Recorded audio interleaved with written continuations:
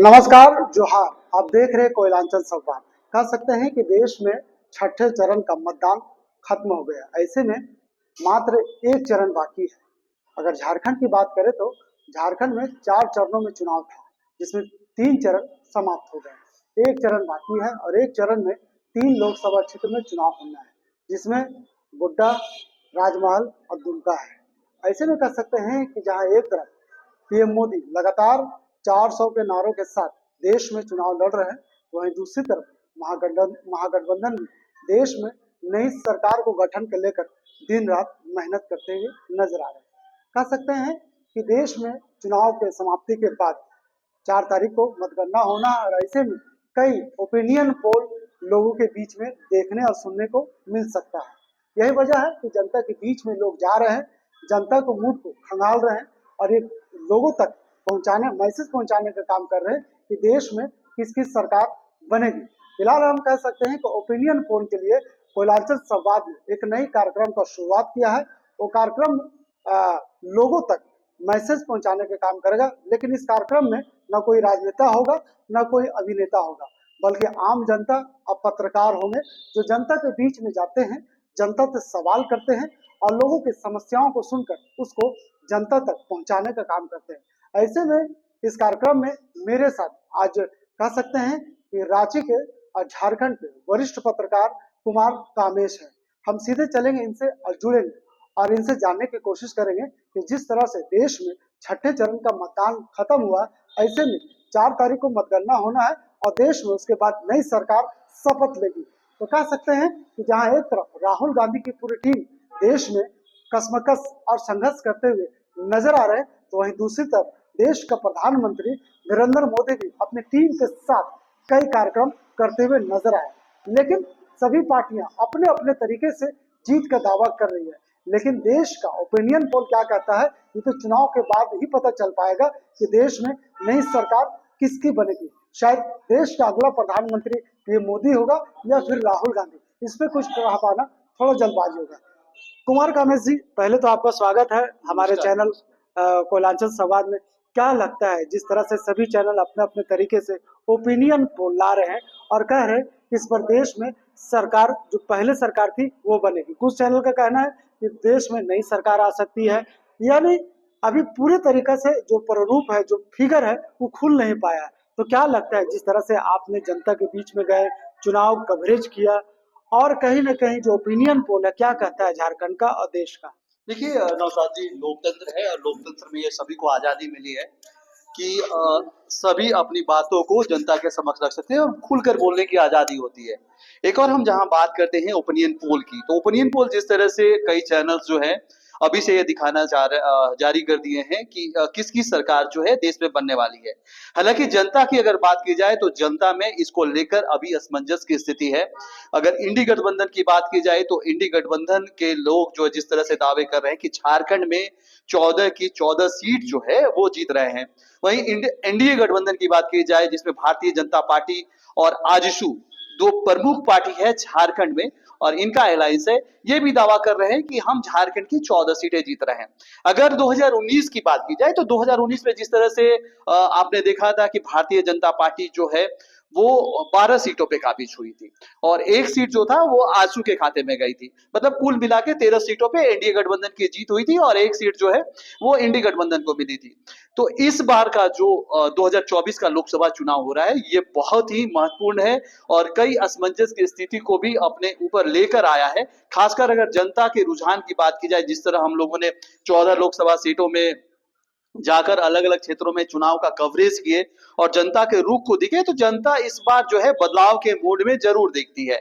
जिस तरह से इंडी गठबंधन के जो मुखिया कहा जाए राहुल गांधी ने कई गारंटियां देने का बात की, खासकर 5 गारंटी में उन्होंने देश की जनता से सीधा संवाद किया और इस 5 गारंटी से जो है देश की जनता को साधने का प्रयास जो है राहुल गांधी ने किया है।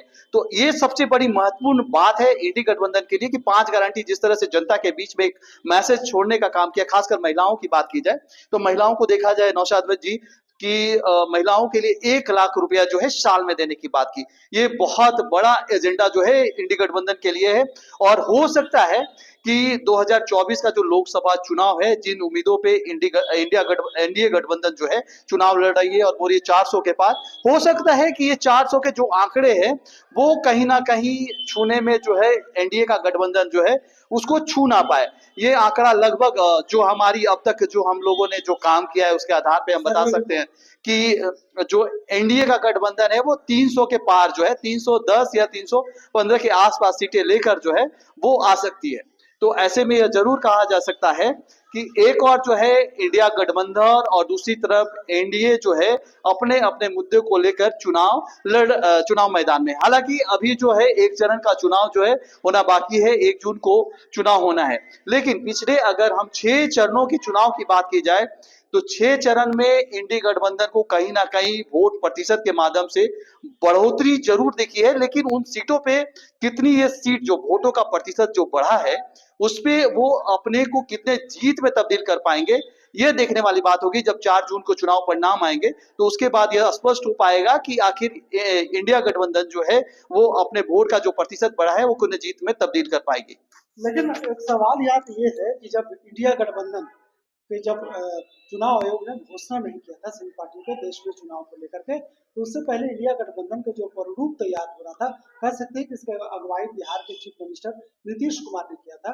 उन्होंने सबसे पहले थर्ड फ्रंट को आगे लाने का काम किया और लोगों को जोड़ा। लेकिन धीरे धीरे जैसे चुनाव की नजदीकियां बढ़ी, चुनाव की घोषणा हुई, उसके बाद कह सकते हैं कि सभी, चाहे ममता दीदी की बात कर ले, केजरीवाल ने भी बीच में कहा था कि हम पंजाब में इंडिया गठबंधन से अलग होकर के हम वहाँ चुनाव लड़ेंगे। तो और नीतीश कुमार जो अगुवाई किए थे इंडिया गठबंधन को बनाने के लिए, उन्होंने खुद पीछे हट गया और फिर अपनी नई सरकार बीजेपी में जाकर के मिल करके वहाँ पर बीजेपी नई सरकार बिहार में बनाई। तो ऐसे में क्या लगता है कि जैसे ममता दीदी, नीतीश कुमार, केजरीवाल, तमाम ऐसे बड़े नेता हैं जो धीरे धीरे बीच में गायब होते नजर आए थे और फिर अचानक जब चुनाव नजदीक आता है तो फिर अलायंस हो जाते हैं। इसका कितना बड़ा प्रभाव दिखेगा इस चुनाव में? देखिए, कोयलांचल संवाद जो है ऐसे कई मुद्दों को लेकर लगातार उभारता रहा है और जिस तरह से आप ये सवाल कर रहे हैं कि जब 2024 का लोकसभा चुनाव की जब तिथियों की घोषणा नहीं हुई थी तो इसके संयोजक जरूर नीतीश कुमार थे और नीतीश कुमार जिस इसकी लीड रोल में थे या कहा जाए तो इसके अगुआ थे इंडिया गठबंधन के। लेकिन कहीं ना कहीं नीतीश कुमार को कहीं ना कहीं हमेशा से लोग यह जरूर बोलते हैं कि वो दल बदलू है, कब किस दल में शामिल हो जाए, कब किस दल में चले जाए, ये किसी से छुपा नहीं है। और इन मौके पे जिस तरह से 2024 का जो लोकसभा चुनाव की तिथियों की घोषणा होने से पहले जिस तरह से नीतीश कुमार ने पलटी मार दी, ये कोई आश्चर्य करने वाली बात नहीं। नीतीश कुमार जो है हमेशा स्वार्थ की राजनीति करने वाले नेता है, अपने स्वार्थ के लिए वे कुछ भी कर सकते हैं। हालांकि वो अपना देख रहे थे कि जिस तरह से वो संयोजक थे इंडिया गठबंधन के और सभी दलों को एक मंच पे लाने का प्रयास किया था, लेकिन उनकी मंशा जो थी वो प्रधानमंत्री बनने की थी और प्रधानमंत्री बनने के राह में जब वो देखे कि वो सफल नहीं हो पा रहे तो उन्होंने एनडीए गठबंधन का साथ में होने का निर्णय लिया और एनडीए गठबंधन के साथ में चल गए। दूसरी तरफ आप बात करें नौशाद जी की, ममता बनर्जी की, तो ममता बनर्जी भी देखिए उसी राह पे चली थी। वो हमेशा एकला चलो के रास्ते पे चली हैं और वो भी प्रधानमंत्री पद की दावेदार अपने आप को बता रही थी। लेकिन जब इंडिया गठबंधन में इस तरह की बातें जब सहमति नहीं बनी अन्य दलों के साथ, क्योंकि देखिए इंडिया गठबंधन जो है 27 दलों का गठबंधन था जब चुनाव की तिथियों की घोषणा नहीं हुई थी। तो जब ममता दीदी जब उसके साथ थी तो वो भी चाह रही थी, उनकी भी इच्छा थी, महत्वाकांक्षा थी कि वो प्रधानमंत्री पद की दावेदार जो है इंडिया गठबंधन को घोषित करे। तो दूसरी तरफ नीतीश कुमार थे, लेकिन इन दोनों को इस पे सहमति नहीं मिली, कहीं ना कहीं अपनी बात बनते नहीं दिखी, जिसके कारण दोनों ने अलग अलग रास्ते अख्तियार किए। नीतीश कुमार जो है एनडीए गठबंधन के साथ चले गए और ममता बनर्जी अकेले चुनाव लड़ने का निर्णय ले ली। और पश्चिम बंगाल में ममता बनर्जी जो है वो तृणमूल के बैनर तले जो है सभी सीटों पे चुनाव लड़ रही है। तो देखिए ये सभी सीटों पे चुनाव लड़ने का पश्चिम बंगाल में ममता बनर्जी का जो फैसला है वो बहुत ही निर्णायक है। देखिए ममता बनर्जी पश्चिम बंगाल में अपने आप को ज्यादा से ज्यादा मजबूत दिखने के लिए सभी सीटों पे चुनाव लड़ना चाहती है, क्योंकि बहुत जल्द जो है पश्चिम बंगाल के साथ साथ झारखंड में भी विधानसभा के चुनाव होंगे, बिहार में भी होंगे। तो एक तरह से जो है अपने वोटरों को साधने का जो प्रयास है वो ममता बनर्जी इस लोकसभा चुनाव के माध्यम से करना चाह रही है। क्योंकि कहीं ना कहीं देखिए 2019 के जब लोकसभा चुनाव हुए थे तो भारतीय जनता पार्टी को पश्चिम बंगाल में उम्मीद से ज्यादा सीटें मिली थी और इस चीज को जिस तरह से ममता बनर्जी ने, जब ममता बनर्जी का जो धरातल है, जिस धरती पे वो पॉलिटिक्स करती है, वो कहीं ना कहीं खिसकती नजर आई। तो ऐसे में 2024 के चुनाव में ममता बनर्जी ने एक साथ जो है अपने अकेले जो है चुनाव लड़ने का प्रयास किया। और देखिए, जब चुनाव परिणाम आएंगे तो ममता बनर्जी के लिए यह बहुत निर्णायक होंगे कि आखिर वो जो फैसला ली वो कितना सही है, क्योंकि कांग्रेस भी वहां पे चुनाव लड़ रही है, सीपीआई भी चुनाव लड़ रही है। तो ये दोनों पार्टियां जो है वो हो सकता है कहीं ना कहीं जो है ममता बनर्जी के लिए घातक साबित हो सकती है। जी नौशाद। अगर 2019 की बात करें कि जिस तरह से 2019 में चुनाव लड़ा था देश, और उसमें पीएम मोदी फिर से सत्ता पाए थे। ये तीसरा बार है जब पीएम मोदी देश के सत्ता पर जाएंगे, या फिर कौन जाएंगे तो वक्त ही बताएगा।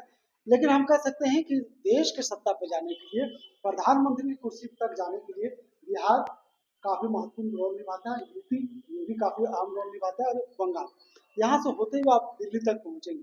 क्या लगता है कि पिछले 2019 के चुनाव में लालू यादव सलाखों के पीछे थे, इस बार वो जेल से बाहर है, उनकी राजनीति बिहार में कितना कारगर होगी? बिल्कुल देखिए, जिस तरह से राष्ट्रीय जनता दल जो है बिहार में खासकर बात की जाए तो उनका कमबैक हुआ है, उस पार्टी के लिए बहुत तेजी से उभर कर आया है। जिस तरह से लालू यादव के जेल जाने के बाद कहीं ना कहीं जो है राष्ट्रीय जनता दल जो है रसातल में चली गई थी, और एनडीए गठबंधन जो चाह रहा था कि राष्ट्रीय जनता दल कहीं ना कहीं वो पार्टी जो है कहीं ना कहीं खत्म हो जाए। और लगातार इसको लेकर जो है एनडीए लगातार रणनीति बनाती रही, खासकर तेजस्वी यादव को जिस तरह से नोटिस दिया गया, मीसा भारती को नोटिस दिया गया। तो एक तरह से जो है एक ट्वीट जो है देने का प्रयास जो है एनडीए गठबंधन राष्ट्रीय जनता दल को किया। लेकिन तेजस्वी ने जिस तरह से 2019 के विधानसभा चुनाव में जिस तरह से अपना असर छोड़ा, एक अलग छाप छोड़ी, उस छाप के चलते राष्ट्रीय जनता दल जो है एक बिहार में एक बार फिर से बड़ी पार्टी बनकर उभरी है, और उसके ज्यादा से ज्यादा विधायक है। देखिए, जिस तरह से उसके विधायक चुनकर आए थे और कई सीटों पे बहुत मामूली अंतर से जो है राष्ट्रीय जनता दल की हार हुई थी।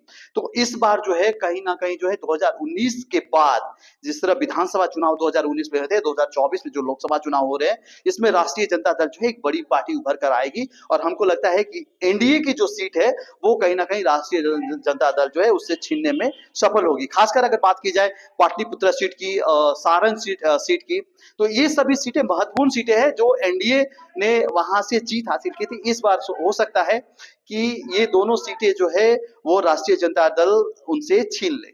जी। क्या लगता है से 17 माफ कीजिएगा 17 महीना नीतीश कुमार के साथ तेजस्वी ने सरकार चलाने का काम किया, और उसके बाद जिस तरह से उन्होंने वैकेंसियां निकाली शिक्षक बहाली में, आपने देखा कि किस तरह से उन्होंने पहली बार इतनी बड़ी वैकेंसी निकाली। लोग उनके कार्यकाल से नीतीश कह सकते हैं कि तेजस्वी के काम से काफी खुश नजर आए। अचानक सरकार बदलती है, उसके बाद वहाँ का मूवमेंट बदल जाता है। लोग जिस तरह से चुनाव में इस बार तेजस्वी ने लगातार दहाड़ते हुए नजर आए सभी मंचों से नीतीश कुमार को, मोदी को, तो कहीं ना कहीं इसका इम्पैक्ट देखने को मिल सकता है बिहार चुनाव में। देखिए, बिल्कुल राष्ट्रीय जनता दल का वह 27 साल का युवा नौजवान जिस तरह से अपनी बातों को लेकर जनता के बीच अपने मुद्दों को लेकर जिस तरह से पहुंचा है, और अपनी बातों को लेकर वो जिस तरह से जनता के बीच में रखकर उसमें भरोसा जीतने में वो सफल रहा है, क्योंकि 17 महीने का जो कार्यकाल था अब तक के बिहार में इस तरह का किसी का कार्यकाल नहीं रहा। इसको एक तरह से बोला जाए तो गोल्डन पीरियड रहा तेजस्वी के नेतृत्व में, नीतीश कुमार के नेतृत्व में, जो तेजस्वी यादव उप मुख्यमंत्री थे। और वहां से उन्होंने जिस तरह से 17 महीने में जिस तरह से बिहार की जनता को सींचने का प्रयास किया, जिन मुद्दों को लेकर वो जनता के बीच गए थे, और सत्ता में आने के बाद, क्योंकि 2019 के चुनाव में एक तरह से कहा जाए तो एनडीए गठबंधन की सरकार भी बनी थी और नीतीश कुमार उसकी अगुवाई कर रहे थे, लेकिन नीतीश कुमार ने पाला बदल कर आरजेडी के साथ जब सरकार बनाई, तो 17 महीने का जो वो गोल्डन पीरियड था उसमें तेजस्वी यादव ने बहुत बड़ा काम किया। जिस तरह से लोगों को नियुक्तियां दी, युवाओं में इस बात को लेकर भरोसा जगा है कि तेजस्वी यादव अगर आते हैं फिर से बिहार की राजनीति में, फिर से उनकी सरकार बनती है, लोकसभा में उनके ज्यादा से ज्यादा सांसद बनकर आते हैं, तो एक बहुत बड़ा मुद्दा जो होगा वो जनता का जो मुद्दा है, युवाओं का वहां का मुद्दा है कि अब तक जो है बिहार जो है रोजगार के मामले में फिसड्डी था, लेकिन जो तेजस्वी यादव है एक नया रोड मैप तैयार कर दिए, जिसको शायद आने वाली कोई भी सरकार जो है उसको क्रॉस करने में या उसको पार करने में सफल हो सके। तो तेजस्वी यादव का जो नेतृत्व करने का क्षमता है वो उनको विरासत में मिला है, और जिस तरह से तेजस्वी यादव नेतृत्व भी कर रहे हैं, तो आने वाले दिनों में एक बहुत बड़े राजनेता देश के लिए साबित हो सकते हैं। 24 की बात करेंगे, 24 में, और झारखंड की बात करेंगे। झारखंड में कई नए चेहरे देखने को मिले, चाहे हम बात कर ले जयराम महतो का, या बात कर ले रांची सीट से जो कांग्रेस को उम्मीदवार है यशस्विनी सहाय का। ऐसे कई नए युवा चेहरे हैं जो देखने को मिले। क्या लगता है कि आने वाले समय में झारखंड में और कई नए चेहरे होंगे, क्योंकि सबसे बड़ा चेहरा जो अभी झारखंड का बन रहा है, कल्पना सोरेन देख लीजिए कि किस तरह से एक जेएमएम को कह सकते हैं कि हेमंत सोरेन को जेल में जाने के बाद उन्होंने जेएमएम को संवारने का काम किया है। क्या लगता है कल्पना सोरेन पूर्व मुख्यमंत्री हेमंत सोरेन की कमी को खलने नहीं दिया? बिल्कुल देखिए कल्पना सोरेन जो है झारखंड की राजनीति में एक नई उभरती हुई चेहरा है और ये झारखंड के लिए नई चेहरा नहीं है बल्कि पूरे देश के लिए एक नया चेहरा है। आने वाले दिनों में अभी इनका जो कदम है राजनीति में बहुत कम ही हुआ है और जिस तरह से गांडे विधानसभा में जो उपचुनाव हुए हैं, इन्होंने स्पष्ट कर दिया है कि जो विरासत इनके पूर्वजों के द्वारा मिला है, शिबू सोरेन के द्वारा मिला है, हेमंत सोरेन के द्वारा मिला है, दुर्गा सोरेन के द्वारा मिला है, उस विरासत को कहीं ना कहीं बचाने में ये सफल हुई है, या यूं कहे सोरेन परिवार का जो विरासत है राजनीति उसको बचाने में ये सफल रही है। और जिस तरह से गांडे विधानसभा के साथ साथ राज्य की 14 लोकसभा सीटों में इन्होंने अपनी उपस्थिति सिर्फ फ्रंट लाइन नेता के रूप में दी है, तो ये बहुत बड़ा बात है कि कल्पना सोरेन जो है आने वाले दिनों में झारखंड की राजनीति में एक बहुत बड़ी नेत्री या एक बहुत बड़ा हस्ती जो है वो साबित होगी और बहुत जल्द आप देखेंगे कि कल्पना सोरेन जो है झारखंड की मुख्यमंत्री बनने वाली है। बता सकते हैं कि झारखंड का देश का 2024 के चुनाव में झारखंड में कई ऐसे नए सौगात लेके जा रहे हैं, जहाँ पे कल्पना सोरेन भी सामने आई राजनीति में, और कह सकते हैं कि यहाँ पे जयराम महतो जैसे चेहरे आए सामने। तो कहीं ना कहीं 2024 का जो चुनाव है झारखंड के लिए काफी महत्वपूर्ण माना जा रहा है। जिस तरह से देश में ओपिनियन लोगों ने अपने अपने तरीके से दे रहे हैं कि जहाँ एक तरफ देश में मोदी जिस मिशन के साथ चुनाव लड़ रहे हैं, 400 पार के साथ लड़ रहे हैं, वहीं पर महागठबंधन की बात करें तो महागठबंधन देश में नई सरकार बनाने और गठन करने की बात करें। इसलिए आपने देखा कि देश में छठे चरण का चुनाव हो गए और छठे चरण के चुनाव के बाद अभी तक लोगों का जो रुझान है खत्म नहीं हो पाया है। चाहे वो जेएमएम, चाहे कांग्रेस की बात करें, महागठबंधन की बात करें, कई लोग उस महागठबंधन की जीत का बात करते हैं, सरकार बनाने की बात करते हैं, तो कई ऐसे लोग आपको नजर आएंगे जो मोदी को एक बार फिर से सत्ता में बैठाने की बात करते हैं। अभी छठे चरण हुए, सातवें चरण बाकी है। 1 तारीख को सातवें चरण का चुनाव होना है और कह सकते हैं कि 4 तारीख को इसका मतगणना आएगा। उसके बाद ये देश में नई सरकार किसकी बनेगी इसका जो फिगर है वो साफ हो जाएगा। तो इस खबर के माध्यम से, इस कार्यक्रम के माध्यम से कोयलांचल संवाद ने आज कार्यक्रम को शुरुआत की है और ऐसे में कह सकते हैं कि इस कार्यक्रम में सिर्फ वरिष्ठ पत्रकार आएंगे जो आपके बीच में, कोयलांचल संवाद के दर्शकों के बीच में उन मुद्दों को रखेंगे जो शायद उन्हें जानना चाहती है या फिर सुनना चाहती है। तो तमाम वैसे मुद्दों को लेकर लगातार कोयलांचल संवाद 4 तारीख तक इस तरह के कार्यक्रम चला रही है और विभिन्न हर दिन नए मेहमान के साथ हम आपके बीच में हाजिर होंगे। कह सकते हैं कि आज हमारे साथ वरिष्ठ पत्रकार कुमार कामेश थे, कल कोई और होंगे। तो ऐसे तमाम खबरों के साथ कोयलांचल संवाद आपके बीच में रूबरू होगी और तमाम चीजों पर हम आपको अपडेट देते रहेंगे। अगर आपने अभी तक हमारे चैनल कोयलांचल संवाद को सब्सक्राइब नहीं किया है तो कर ले, और अगर इसे आप फेसबुक पर देख रहे हैं तो फेसबुक पेज को फॉलो जरूर करें। फिलहाल इस स्पेशल खबर के लिए यहीं तक। नमस्कार।